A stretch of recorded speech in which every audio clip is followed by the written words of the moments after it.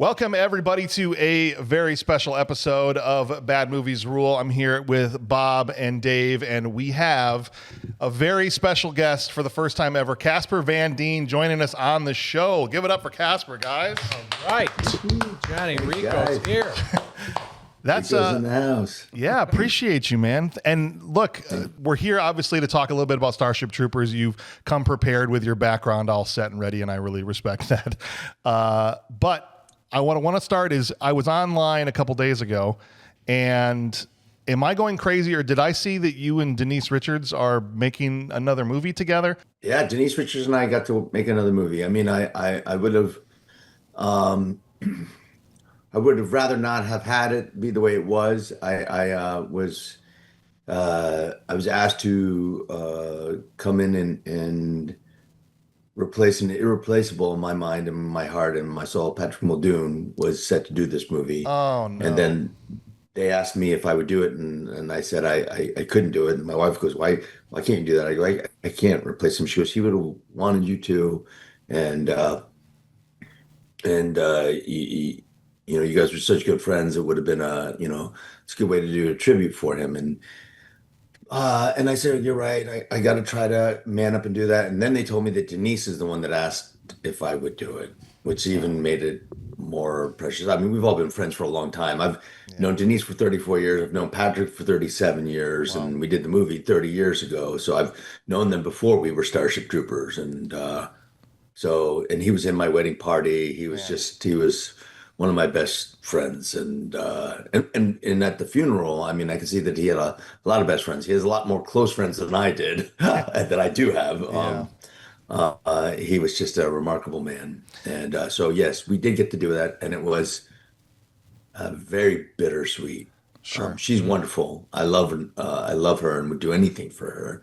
And she's amazing and super talented, and just one of the nicest people you'll ever get to meet. And Pat was, my wife said, would bring out the biggest idiot in me, but the biggest idiot. Like we were two just total, like he was like, he'd get me to do stupid stuff that I would never do anymore. And he would still get me to do it because he was just, he was that kind of guy and that kind of man and that kind of friend for everybody, apparently. But I was lucky enough to be one of them.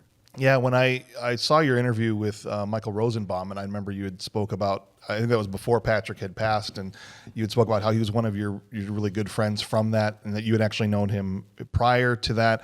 And it's interesting now knowing that, because I didn't know you guys were buddies, and so it makes your rivalry on screen even kind of more great, knowing that you're actually really best buds while all that's happening. Yeah, we were just idiots. He even came to me during the movie, and he goes, "Cat man, I don't think Verhoeven knows my name. He keeps calling me Casper." And I go, "It's okay, Patrick, because he keeps calling me Patrick." So we laughed the whole time because Verhoeven, he'd be like, "Patrick, I need you to go do that." And I'd be like, so I was just, because Patrick wasn't even on set. So I was like, so I get it. So it's great. And then this movie that I just replaced, the director had been working with Pat on the script and things like that and talked to him for a month. So 5 times he called me Patrick during this, and he came up and apologized to me. I go, "No, it's an honor. I didn't even correct him once." Yeah. We didn't correct Verhoeven. Patrick and I never corrected Verhoeven because he's like, I'm not Casper, man. Then he came to me and talked to me about it, and I said, "Nah, just go with it." He goes, "I'm gonna totally do that." Yeah, he was. Oh God. I got to imagine that when people see these videos on Instagram of you and Denise together, there's more. I mean, I know when I said it to Dave said, "Starship Troopers 2?" ? No, yeah, a lot of questions. She'd be, we were both,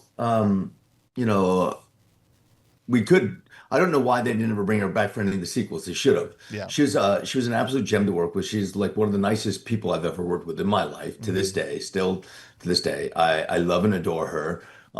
Just our paths were just different. And I directed Pat in a movie once, and I was going to try to get her, but she was working on something, so I couldn't get her. And just things like that. Like small things in your life. So Sure.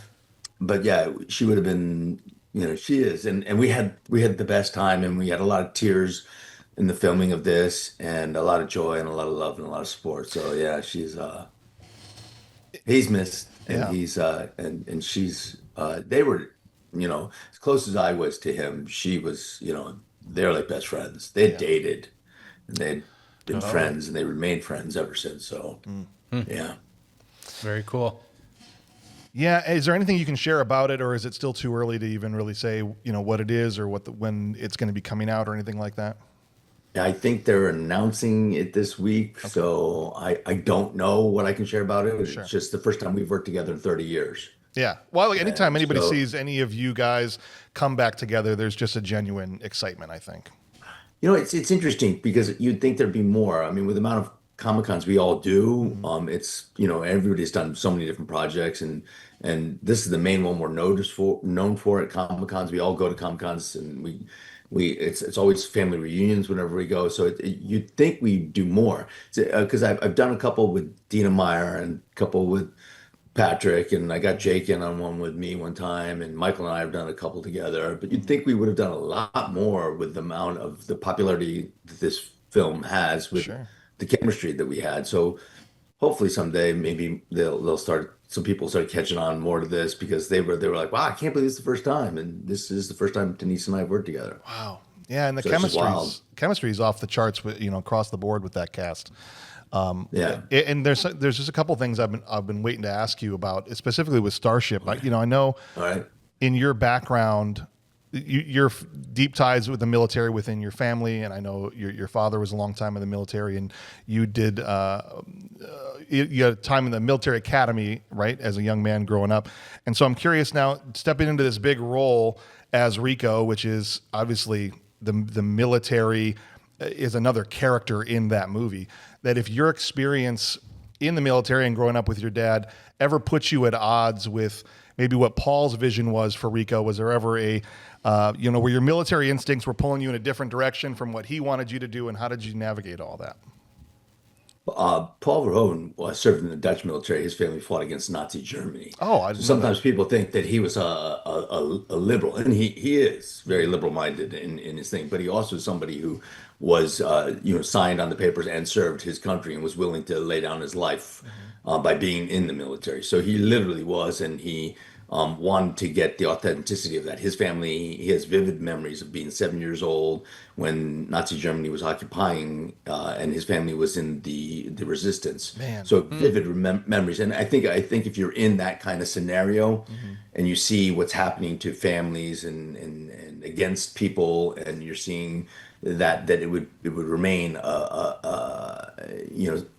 like some of the things from my childhood, I'm like, I don't really remember that because it wasn't as traumatizing or as, like this, you need to know this so that you live. Right. He had that kind of childhood.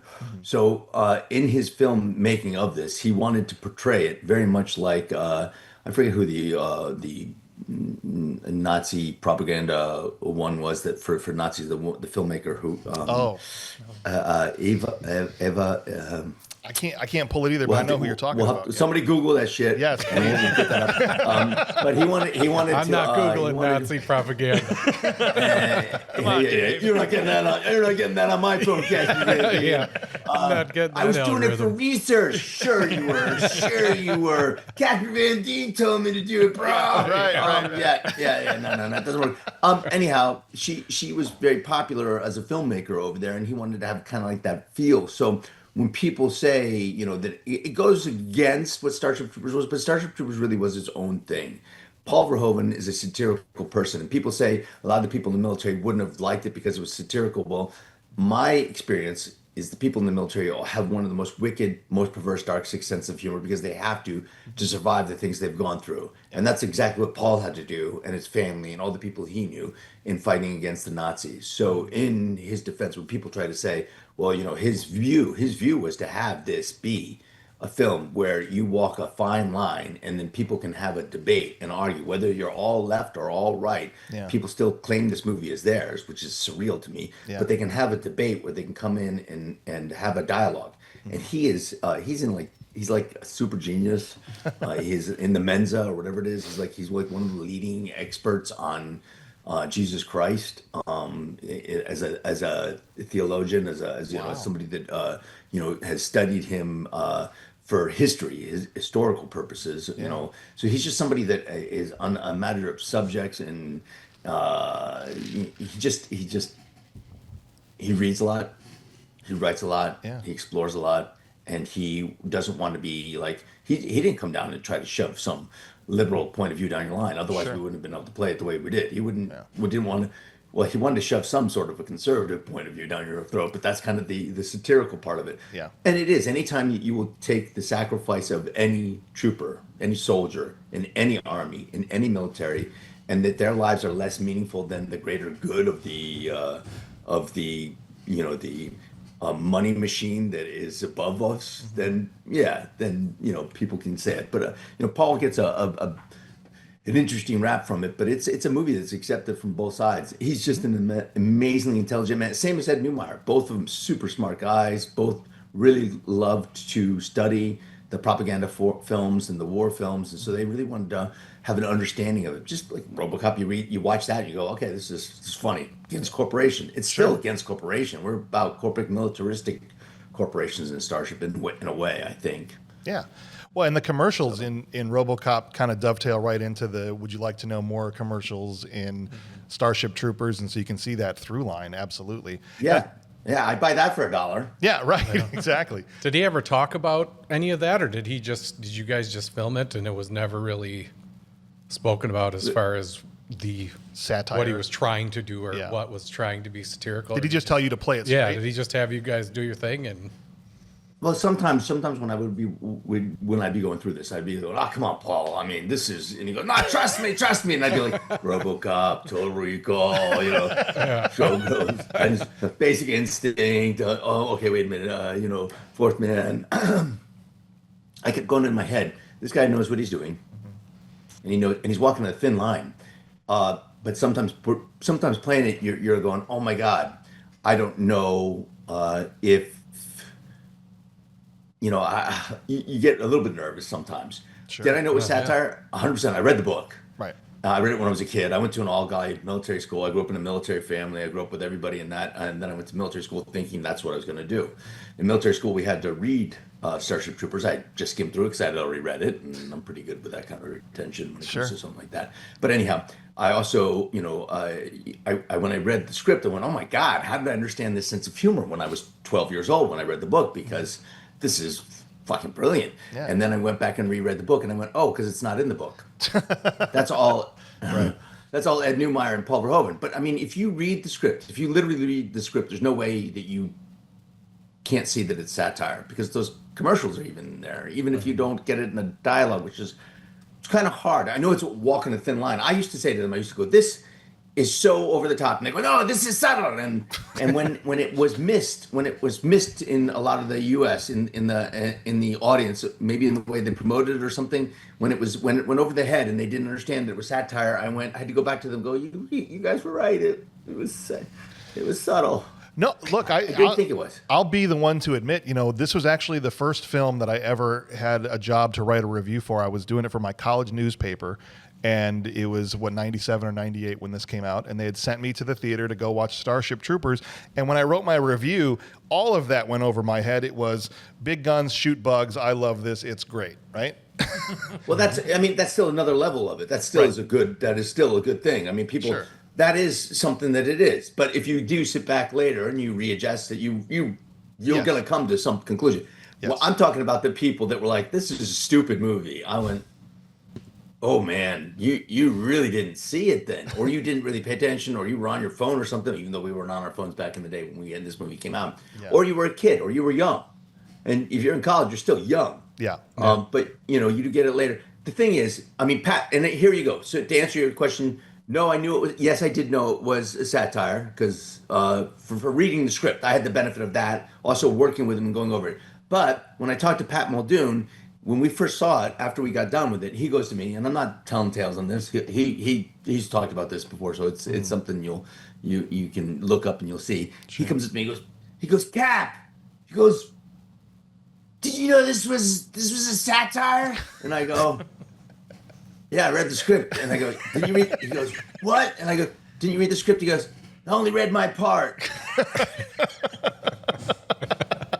So he was either being really funny, which he was, and he's a smart man. That was not a dumb man. But I mean, just if he just read his lines, I would understand how he would not know that it was a satire.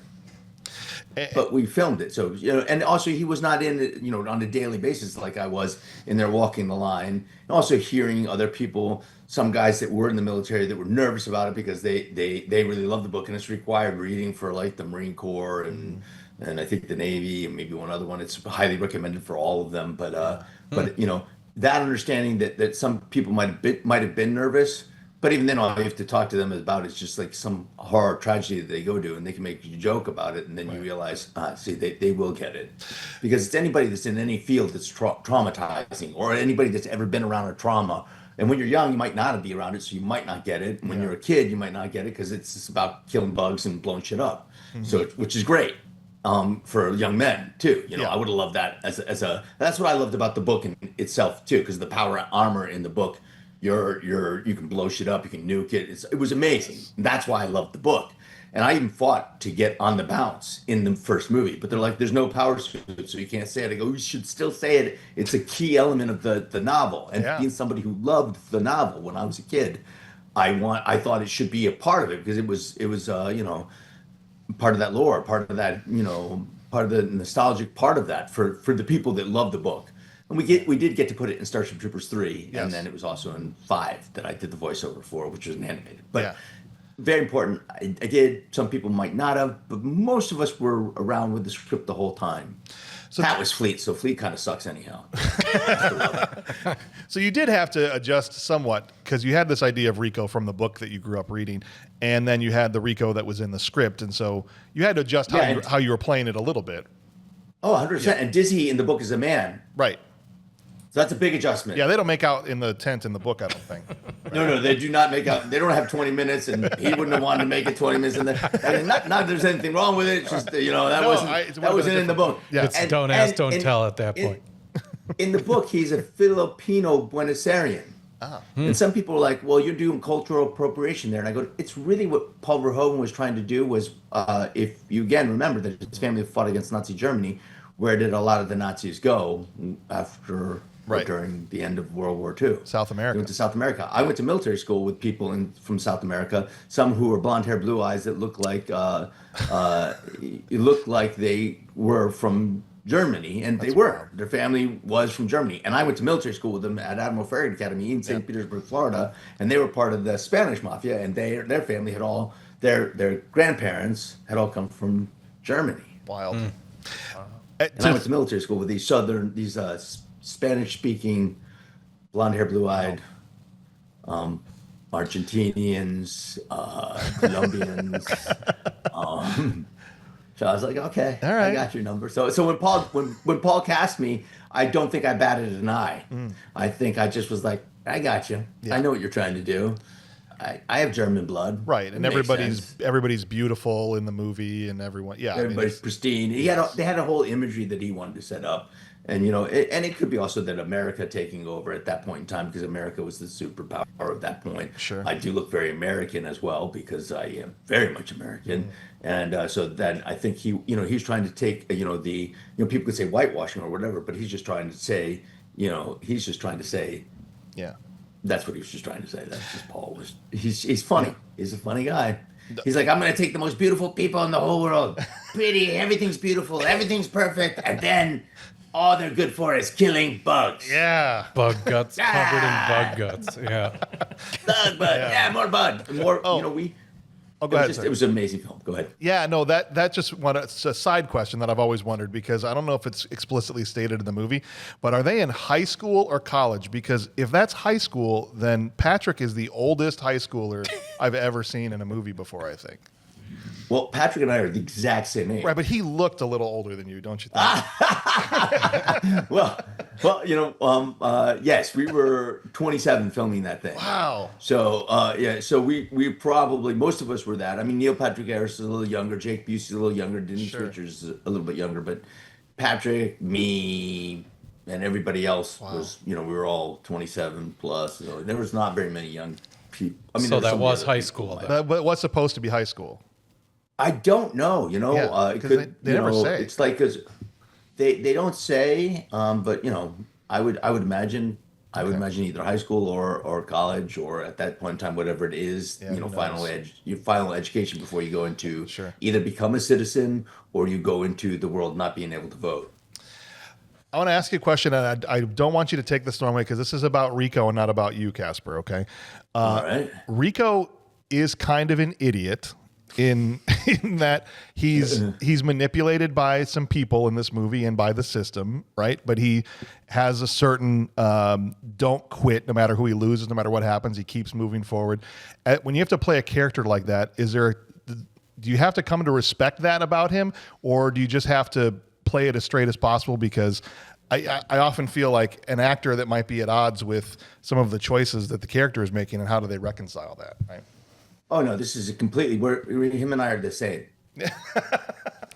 Well, he brought out the biggest idiot. Patrick Yeah, brought it thanks a out. lot. Yeah, perfect. I tried to separate that question. All right, you don't No. We're going to go in 100%. This is why I think Rico is brilliant. Okay. So he's young and Yes. he's representing that you're playing a young man and we do stupid things when we're young men. We're willing. That's why they can make us do stupid things because we're full of testosterone and we're willing to do things that when later in life we're going, wait a minute, I don't think I'd do that.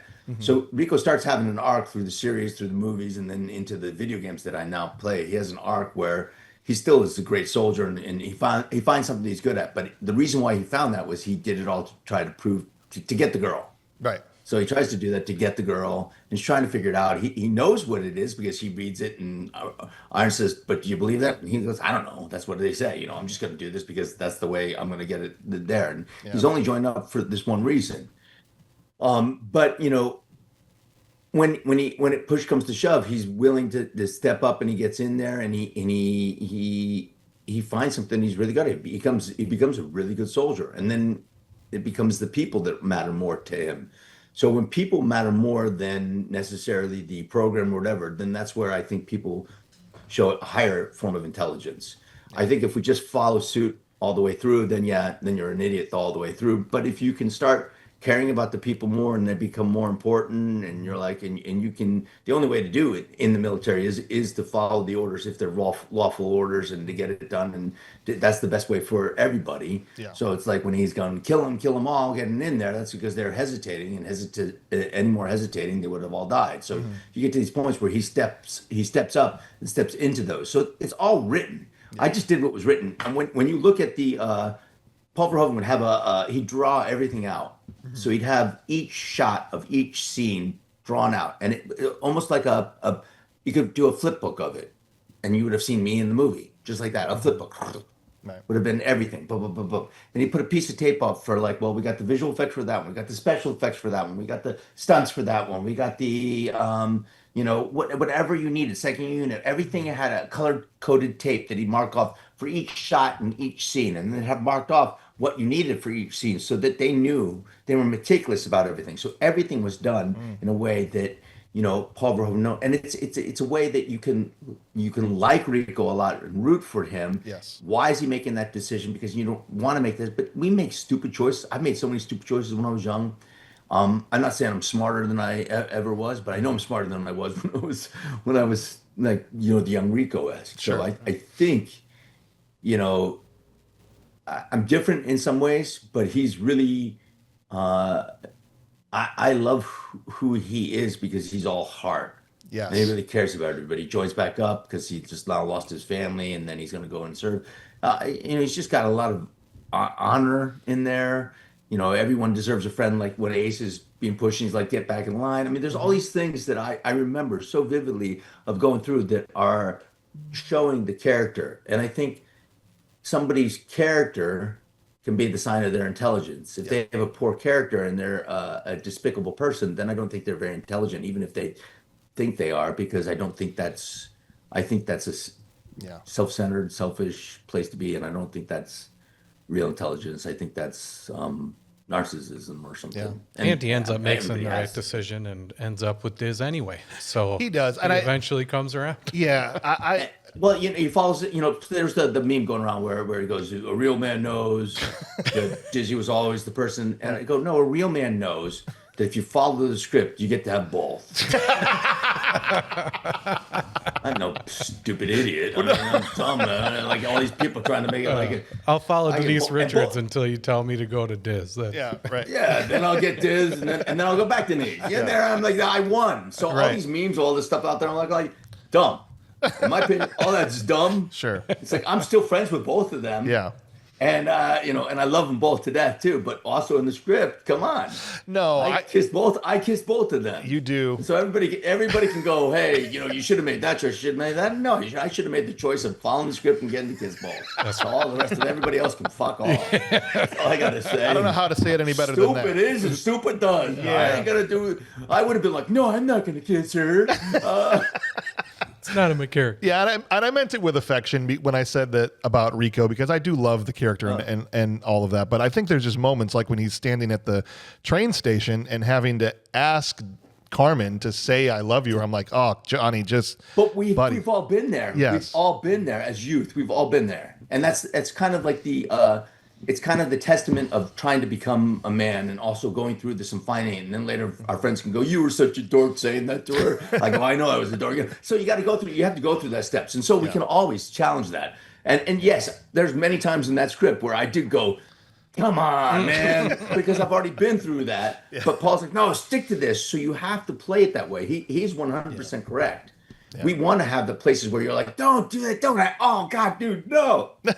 You can only cringe as hard as I did if you've went through that. Yes, right. And exactly 100%. And also, people get on Denise about it. But if she didn't play it the way she played it, if she didn't come across like that, which we've all met, whatever that is to us, then it would have diminished the likability of Dizzy and Rico getting together. Like if Denise had been sweeter and kinder and didn't play it the way she was supposed to play it, it would have diminished that hookup. That hookup became bigger because she played, a little bit like more aloof with Johnny, a little bit more, like oh, we don't like her because she's that. If everybody was rooting for me to be with her, there wouldn't be so much of a root for Dizzy. So she did her job. Yeah. She literally played it the way Verhoeven wanted her to play it, which is enough for us to be like, well, he should have been with Dizzy the whole time. Blah, blah, blah. So if she hadn't played it, if she had played it as sweet as she is in real life, everybody would have been rooting for me to be with her. Absolutely. I mean, she's that sweet. She is like, you can't come across anybody you meet that says that she isn't, they don't really know her. I've known her for 34 years. I knew her during Starship Troopers, and she's always just been sweet. And I just worked on this movie, and she's just so sweet. She treats and people come to me and go, "She's so nice." I go, "I know, I know. She's not like her character in that movie." I go, "That's because she's acting." Imagine that. Acting. Imagine how acting works. Yeah, right.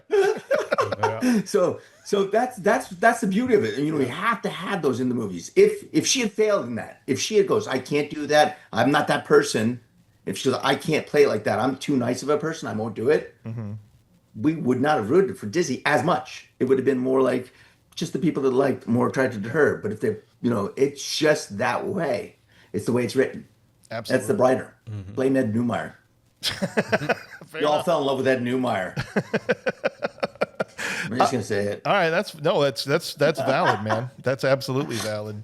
I love him. He's one of my best friends. He was in my wedding party. Patrick Muldoon was in my wedding party, and one of the stuntmen from Starship Troopers was in my wedding party 8 years ago, as well as my father. So those were my guys. So there you go. So your dad, I know you have a close relationship with him, just from what I've heard you talk about before. I'm curious what he thought about seeing you play a Marine like Rico after all of his experience in the military. Was he into it? Yes, my father was the greatest man I've ever known, as well as my grandfather. My grandfather was a Marine in World War I. Wow. My dad was a Navy pilot for 20 years, and then he taught it for 12 years, NJROTC for 12 years. He's also in charge of the boot camp. So of the people going into the military after high school, all the ones that were going in, he would do that every summer. So there's pictures of me in uniform marching behind his cadets from age 4 until I went to a military school and doing the obstacle courses behind them. And I used to get messages after Starship Troopers came out. "You remember when you ran behind us?" And you were such... I was just a little kid then, but I did it because my dad, I just wanted to be, you know, like my dad. My dad was the greatest man I've ever known. I always said if I could be half the man I used to be is, I just lost him. He would Oh, I say, didn't know. I'm sorry, Casper. Sorry to hear "Oh that. no, it's okay. It's amazing." My dad was, if I could be half the man he was, I'd be a really good man. And that's the last thing my dad said to me. He said, "I love you," because I told him I loved him, and I said, and I had to go off to film, and he shook my hand. He goes, "You know, I love you too." And I told him I remember everything he taught me and everything. He goes, "I just want you to know, I love you too, and you are a really good man." And I used to tell everybody that. He didn't even know that I was going around telling everybody that. But Pat called me up after my dad passed, and he goes, "I loved your dad, man. I'm going to be there for you, I'm here for you. And my dad and my parents are getting up there too. And I know you'll be there for me." And then when I went to his funeral, I had to go up to his dad. And his dad told me, he goes, "Pat loves you like a brother." And I remember him saying, "You're going to be there for me, for my dad." And I didn't know he meant it in that way. So Man. it was a amazing amazing thing. Pat was one of the most profound men you'd ever meet. I do this Pat accent because he did, but he was a poet and a writer. And my dad was a super smart man. I don't know what happened, why I missed out on that one, but he was he's just super intelligent and well read, and had his master's in mathematics and science. And then I become an actor. Put on makeup and dress up for a living, weird. But it was it was your dad that spurred you onto that, though, if I remember right. It was. Yeah. It was. My dad always encouraged me to be my own man, and when I played this movie, he was thrilled to to pieces. And when I played Tarzan, which was his movie icon, his was Johnny Weissmuller. He loved it. Tarzan was his favorite man, and when he was a boy, his dad made swing ropes from the back porch all the way into the forest, all the way up to the front, where he could swing around and be Tarzan. And then I got to be my idol's idol. Was surreal to me. Yeah. My dad couldn't believe it, and neither could I, because I wasn't tall enough to be it. But whatever. On a 40-foot screen, I look a lot taller. Yeah, no, That's right. absolutely. And it's something I like to ask people actually is what were the movies that your mom and dad might have showed you when you were younger? Was Tarzan one of those? Was there anything else your dad was like, Oh yeah. "Here, you got to watch this"? My dad.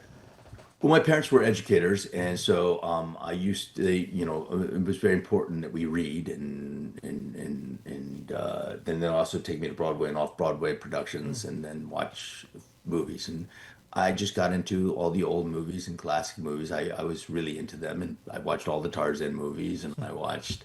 I watch a lot of westerns. I'm a bit of a cowboy, and I love cowboys. And so I just, I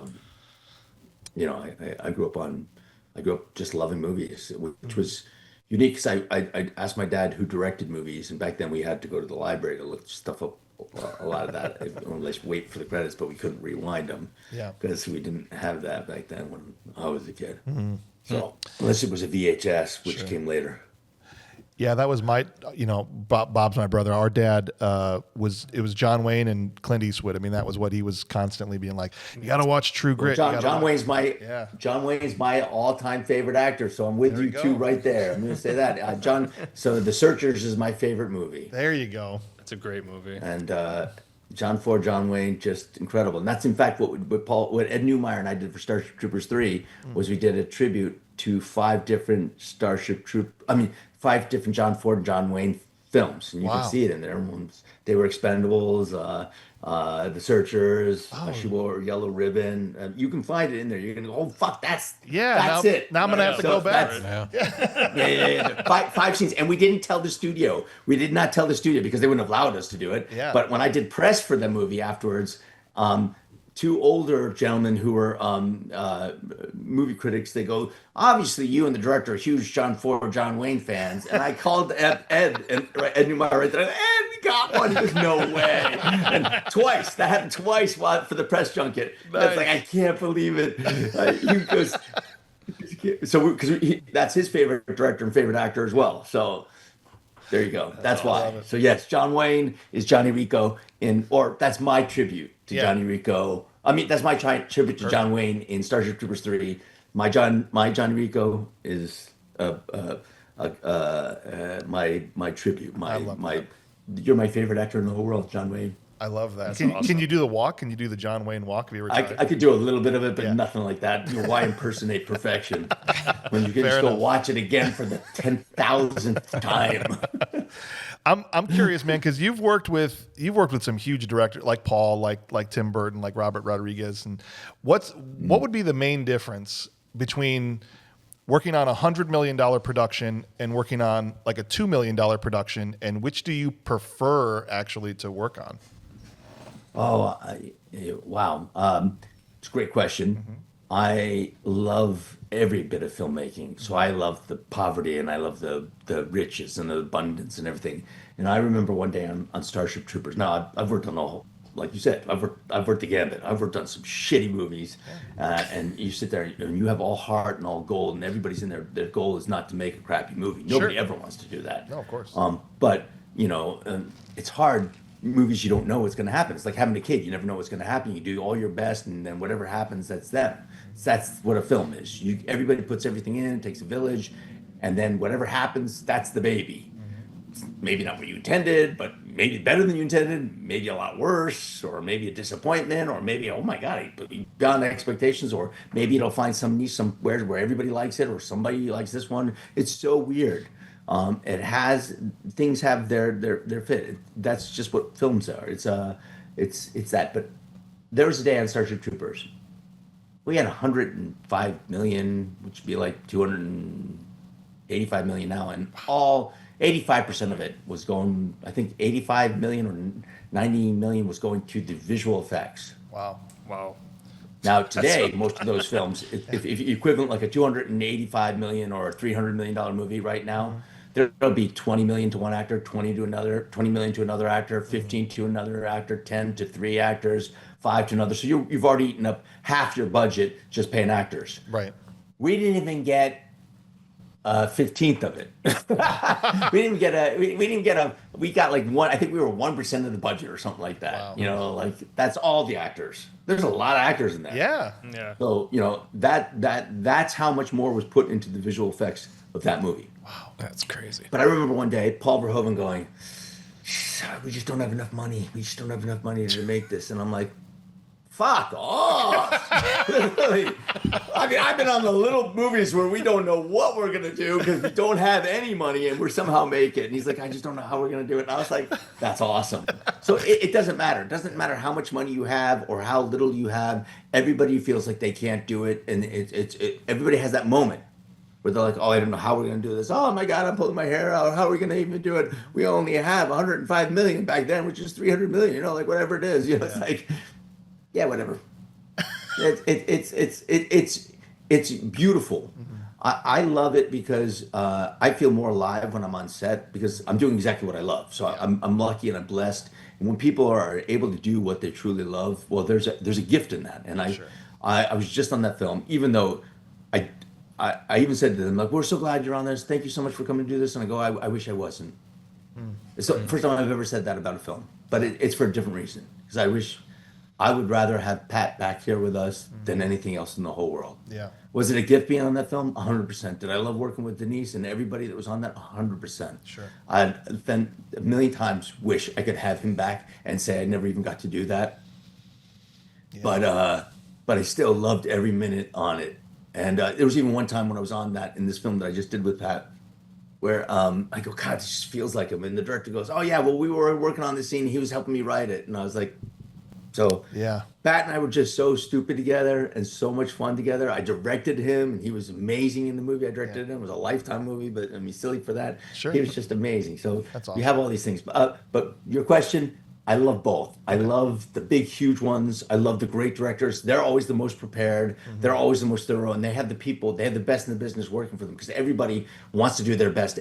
But that's in every project. Everybody usually wants to do their best. There's some that have bad attitudes, but once you get to those big ones, there's nobody that really has a bad attitude because everybody wants to be working with this person and they want to do their best. And even then, those people are still on top of it. Tim Burton, even when I went to work on him on Wednesday, last season, season 2, he has the best of the best of the best of the best of the best of the best of the best of everybody. Yeah. And he's still involved in every minutia, every detail, and he's like on set and just like I'm so excited and so alive. It's just it's intoxicating, it's invigorating. It's why we do things. I mean, there's Yeah. movie magic is things. Well, everybody that's involved in the interviews, everything. People are selling the tickets. Sure. Everybody's it's part of I don't know. There's just an excitement, and it changes people. It's awesome. I agree, man. And Bob and I got our start. We're indie filmmakers ourselves, and we've done a number of low budget things. And I always You say, never fucking hired me. well, Jesus. you know what, man? Look, You never know. we didn't want to hire you, Casper. Even their Trying to get 1%. fat. Fuck off. Casper, I don't know if you understand the budgets that we're dealing with here. Negative 5 cents. Even their 1% wouldn't have been able to afford it. I'll pay you to do my movie. There you go. I'll pay you in Pringles. What I was going to say is that I always, even though we give some of these movies the business, right? I mean, it's a little bit of what we do.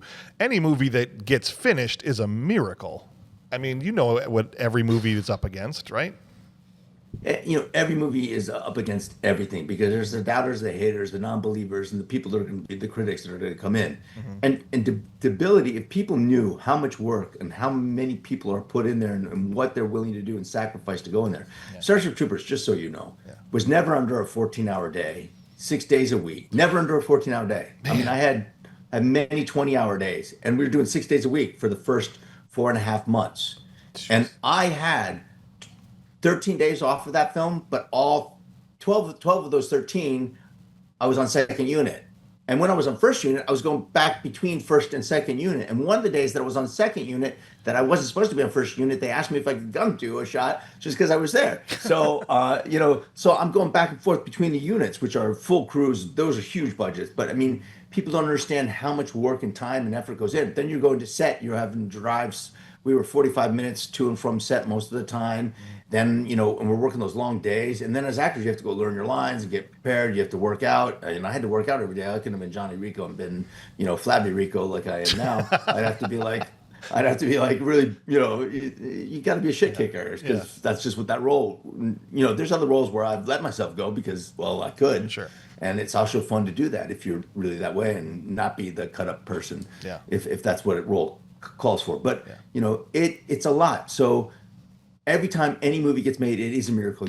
I 100% agree with you. And I know it for a fact because it shouldn't be able to be done. Sometimes you go over to another country, you don't even speak the same language as people. I directed a country in Bulgaria. And they hired French actors and English actors and American actors. And I'm over there directing a movie and I only had 11 days to film it. That's crazy. Wow. 11 days. And and you're like sitting there and the crew they have different ways of working, ask them to do something like, when I'm done with the cigarette. Sounds like you've been on one of my crews before. Yeah. It's crazy. So you have different personalities you have to deal with always, but it is a miracle you get anything done. And that's why they call it movie magic. Yeah. Because it's magical if you get it done, even if it's shit. Because you still did something, Yeah. You still did something. You really you worked on something, and it's a finished product.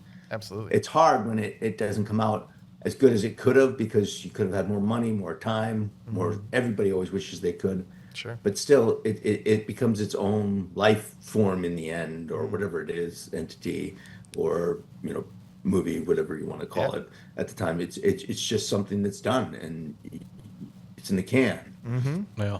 Speaking of that, I'm always fascinated by almosts, I guess. So are there any roles that you really could have played or wished you could have played that really spoke to you, or like movies that almost happened that you were almost in that you can talk about or whatever? Because I find these stories fascinating. Like I could have been Batman or... Yeah. I don't give a fuck at this age anymore. I could be anything I want to, but also I've blown quite a lot in my life. When the first X-Men movie came out, I was to read for Cyclops, but I got in there and they said, and they really wanted me to come and read for Cyclops. And I go, but I want to read for Wolverine. Oh.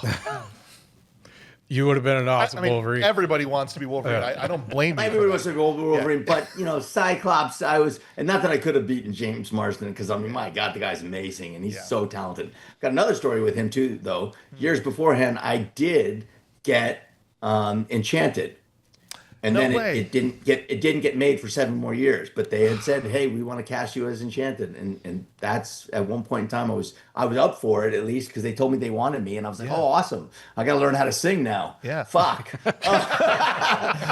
But he knows how to sing, so they did it 7 years later with him. Anyhow, I was on it. I also booked the James Dean movie that James Marsden that James Franco did on yeah. TV, where he got the Emmy. I booked that 8 years before he did, but they couldn't go. They ran out of money. It was a $50 million movie when I booked it. Yeah. I booked the other James Dean movie at the same time, which I did do. So I booked 2 James Dean movies. Right. And mine was James Dean Race with Destiny or Live Fast, Sure. Die Young. It has 2 different titles. But I played, I booked both of them. So I was the guy that booked both James Dean movies and then Tarzan later. So that's kind of cool because I don't think James Dean would have been a good Tarzan. But who knows? He's a great actor, so maybe he could have. He just died too young. And then the other one that I was up for Navy diver, and I walked into the audition, and they go, "Oh my God!" The director goes, "Oh my God, you're exactly what we're looking for. You're perfect." And I go, "Yeah, but I want to try out for the stutterer," which they wanted me for the racist dude in it, which is played by a wonderful actor. And the stutterer is played by another incredible actor. But as soon as I said, he told me I was perfect for this, just walking in the room. Yeah. And I had to go, "Yeah, but." So sometimes in our, as a, and I don't know if I necessarily always do it out of ego. I think that one was ego. Sure. But I just get so excited. I'm like one of the biggest kids there is, as everybody is in one point. But you get so excited about wanting to do something. You're like, and they're like, "Nope, that's not exactly what we're looking for. No, thank you." Yeah. So yeah, there's That's a couple in my life that I've screwed the pooch on, and then there's other ones I heard that I was considered for Band of Brothers, and I was like, Wow. Jeez. "Oh, Saving Private Ryan." Saving Private Ryan. That's wow. the one it was. Wow. I was up for something in that, and I never knew about that until I read it online, and I was like, "What?" I was like, And then "Why did anybody tell me?" I don't you would've wish you really- just hadn't seen that then? Yeah. Yeah. Right. Yeah. Also, I had no, that's it. There's others. I go on and on and on. Yes. Well, and lots of things. as only one of I think 3 people that have played live action Johnny Cage at some point. Nothing against Carl Urban, but I would have loved to have seen that happen too. Yes. Yeah. Well, we did have season 3 as well. I won Yeah. season when I got. It was so much fun for me to play Johnny Cage because I loved playing the video game. I loved putting the quarters up on the machines and playing that game. So it was badass for me. That's who I played. Yeah. So I get in there and they go, "Hey, we want you to come in and play Johnny Cage, season 2 of this web series." And I'm like, they want me to play Johnny Cage, and I go, "Okay, let me go meet this director." So I go to the director and I go meet him. I go, "You're the guy that wants me to be Johnny Cage?" And he goes, "Oh my God, yes." And I go, "What are you trying to say?" He goes, "Oh, this is perfect." I go, "Perfect? D-list actor that can't get a job?" Yeah, He it's goes, perfect. "Oh my God, this is going to be a blast." Yeah. And I played that the whole way through. I never broke character, even when I was doing press for it. I always did that. I'm going, so the press people they'd go, "Oh my God, you make the perfect Johnny Cage." And I go, "What the fuck are you trying to say?" That's great. And they would go to the public. They would go to the publicist for the show. They go, "Is he all right? Did we offend him?" And I'm like, "Yes, you offended me." That's great. These poor guys are sweating through their shirts probably. Yeah, it was awesome. I was an asshole, which is what Johnny Cage is, by the way. So I'm just saying. yeah. I'm explaining it to the people that don't know. I'm not that way in real life. Well, I can be. I've been told Johnny- I have resting murder face. Yeah. How did Johnny Rico not end up as a guest character in Mortal Kombat? Right? I mean, they're pulling I- pulling people from all over the He's place. the perfect amount of violence and fighting skill, and it would have been amazing. Johnny Rico it's been a gift for me. I've done the voiceover for for different games over the years. And in the last 3 years, I've done 3 voiceovers for Starship Troopers Continuum, which is a VR one on MetaQuest and PlayStation 5, and then Starship Troopers Ultimate Bug War, which is on every platform, which is this first-person shooter. Yes. And the Starship Troopers Extermination, which is a 16-person shooter that I now stream online on Twitch, and I play with people. People are like, wait a minute, you're trying to Rico. Yeah, now let's kill some bugs. Yeah, and they're like, what the hell? I have so much fun. I'm such a dork. People don't understand how much of a dork I am, but my kids are all grown, so I can do whatever the fuck I want. So I love video games. I love movies, and I do that now. I'll be doing it today after this interview. So then what's your... I was going to say, what's your favorite video game of all time then? Starship Troopers Extermination. There we go. That's awesome. That's great. You're not gonna catch me on that one. I didn't just wake up yesterday. Man, you know what a thrill that's got to be for people to log on and then they hear you saying, "Let's kill them all." I mean, that's crazy. I have so much fun. I mean, I gotta tell you, that's been the last 30 years of my life, because 30 years ago is when we made Starship Troopers. But for the last 29 years, people have walked up to me and kill them all, and I love it, love the enthusiasm. Can't say that in church anymore. I don't know if you ever could, but you really can't say it now. That's right. Shouldn't say it at schools either, or in the library, or pretty much anywhere. And you gotta be careful. Disneyland's not the place to yell "kill them all," but they don't do it with. Nobody does it ever with like a malicious intent. Right. I haven't had that happen. They just get so excited. It's one of the most beautiful things. So it's been a thrill for my whole life to be Johnny Rico, and then to play it. Even in the video games, they're like, my God, did you talk to Ed? Because what you made me, because all the dialogue I said is so much like the movies and everything. I'm like, no, we just followed where the movies left off, and then we want to continue it. And I'm always like, it's just people love the movie, and for me, that love is so. It gave me the career I have. Mm-hmm. And it gave me the ability to communicate on a different level with people in ways that I didn't get before. My wife always laughs because I've gotten pulled over a couple of times. And one time I dropped my phone. This is about 7 years ago. I dropped my phone on 101. I went over a lane or two, and I got boop, boop, and I pulled over, and I'm like, and then the cop comes up to the window, goes, and I go, hey, and he goes, you been drinking? I go, nah. Actually, I was looking on my phone, dropped it, and fell down there, and I picked it up. Yeah. I just thought I'd just come clean and just be like, just honest, because I was just stupid. Mm-hmm. And he goes, but you haven't been drinking. I go, no, sir. He goes, all right, Rico, get out of here. Don't do that again. And I go, what the fuck? I go, what? I was like, and somebody said it's probably because you were so honest and you were like not having any attitude whatsoever. I don't know, but the guy was so cool. I was like, dude, if you want an autograph, I'll like giving it to you. Not on a ticket now that you let me go, but I'll give you an. No, he just was so cool. And I think most of it's the way you talk with people. Yeah. So Johnny Rico's given me the chance. Paul Verhoeven and Ed Neumeyer and Sony and all my co-stars, everybody's given me the chance, the crew, that to play this guy and to be who I am, that I get to have a different kind of relationship sometimes with people, and a kinder one, and I really dig it. That's awesome. And you're going to deal with the occasional person in Chipotle that wants to scream, lines at you, but I think for the most part, the fans probably just want to tell you how much they love what you did. And when they do scream the lines, literally, it's because they get excited and they can't help themselves. So it's never like, it's not annoying. I can't tell you, I don't know why that's not annoying. Mm-hmm. It's just, for me, it's just, you see somebody's enthusiasm and excitement, and I guess I can relate because I grew up, I did Wing Commander 4 years ago. They're like, do you want to do Wing Commander 4? And I'm like, what's this? And I go, it's this video game that Mark Hamill's. And I go, Mark Hamill? And they go, yeah. And I go, oh, yeah, I do. I went to the set with my Star Wars cards, and he signed them for me. Awesome. I was like, and then he came to Starship Troopers premiere with his boys. I mean, what the hell? You're like, my dad waited in line for Starship Troopers, waited in line with me when I was a boy. I was 7 years old. I'm like, my dad waited in line with me, and I'm like, I can't even believe he did that for like 7 hours, whatever it is. My dad was the coolest dad in the world. That's awesome. I think I already said that. Yeah. But I mean, I'm like looking at there and I was like, yeah. So you get something like that, you're like, okay, yeah. That's awesome. I'm that lucky. And I'm going to admit that I've coached some youth sports before, and I will tell you that the Johnny Rico coaching tree has helped a lot, because I have definitely sat in a huddle before and said, everybody fights, no one quits, and let's keep this thing going. I'm not ashamed to admit I get that. I get that a lot, and I love it every time because I'm like, yeah, kill them all. It's just you know. But I get it from military people too that say, hey, we flew your flag, not this flag. This is my when I'm streaming or whatever. Sure. But and that's done by Kevin Van Hook, who created Bloodshot. The Vin Diesel played. Oh, sure, yeah. He's the original one that created him. That's cool. I've done 3 movies. He directed me 3 movies, and I said, hey, I just want something that he made for me because I also do like Red Dead Redemption 2 and this because I am a cowboy. So but anyhow, I play different video games and I just have my flag going. But anyhow, they do the mobile infantry flag, and they're like, over in Iraq, we were flying the mobile infantry flag, and we had your patches. Like, come on, and they'll show me a picture, and I'm like, oh my god. They're like, yeah, we were like, kill them all. I'm like,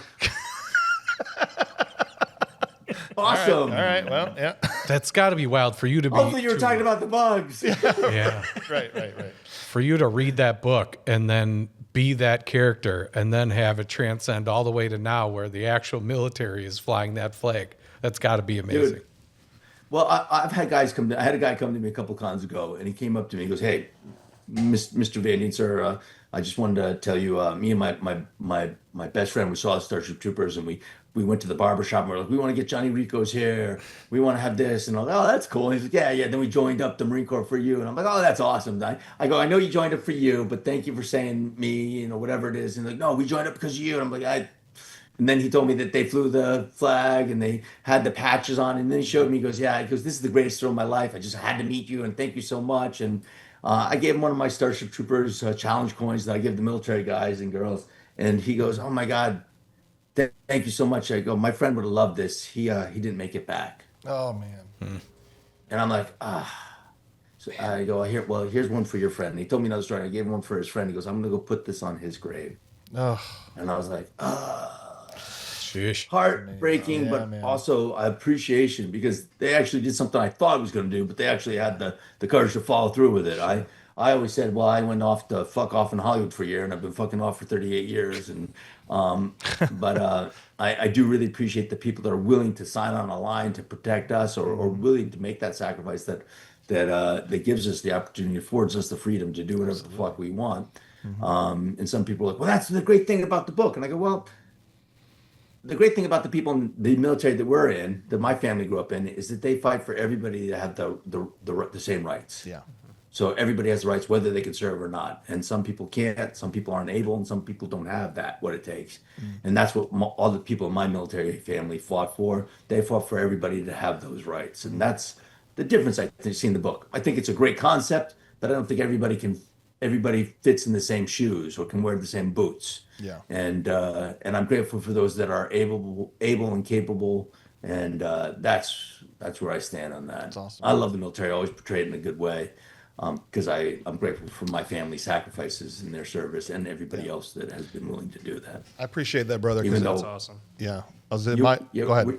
You're military? No, my sister, my brother, my father-in-law, just so many people in my family, but not me personally. But yeah, thank you. My brother-in-law too. Yeah, he's not 30 years Army, so yeah, that's amazing. We don't hold that against him, no. No. Well, look, I appreciate you taking the time. I got one more question for you. I want to stay respectful of your time, man. But I got plenty of time. All right, awesome. We've got a Discord full of all of our listeners that almost every night they're having these watch parties where they're watching movies together as a community. And when I told them that we were going to be sitting down and talking with you, they said, well, you got to ask him if there's something that he's worked on that he thinks more eyeballs should have been on this that we can watch in the watch party and kind of discover. So is there something from your filmography that we can throw to these guys for them to watch together? Well, perfect. So I have a Discord too. Okay. It's General J. Rico's Discord. There you go. And they do that too. And so they've been going. Yeah. And they get off. And every once in a while I'll come in and comment on it. But I did one called Mad Heidi. Okay. Which is the first Swissploitation film. And they did a huge tribute to Starship Troopers. And if you watch that, it's the cheesiest movie I've ever done. Sure. I mean, literally the cheesiest movie. We hot fondue board somebody. Perfect. I'm fighting against the lactose intolerance. I am the president / dictator of Sweden. So if you want to see Mad Heidi, I hope you enjoy it. I will see you there. That sounds perfect, man. Perfect. It's literally the cheesiest movie. People used to say Starship was. This one takes the cake. I went to the people when my manager, when he sent it to me, he goes, I don't think you want to do this script. I read it. I go, I totally want to do this script. He goes, what? And I go, let me talk to the directors. So I talk to these directors, and they're Swiss, and they go, yeah. I go, obviously you guys are huge Starship Troopers fans. I read your script. They go, yeah, that's because we really want you. And I go, well, you got me. And they go, why are you talking like that? And I go, because that's what I'm going to talk like now. And this is who I am. And they're like, I don't know. And it's perfect. I can't wait. So now. hopefully you like it. Hopefully you like it. I like it already.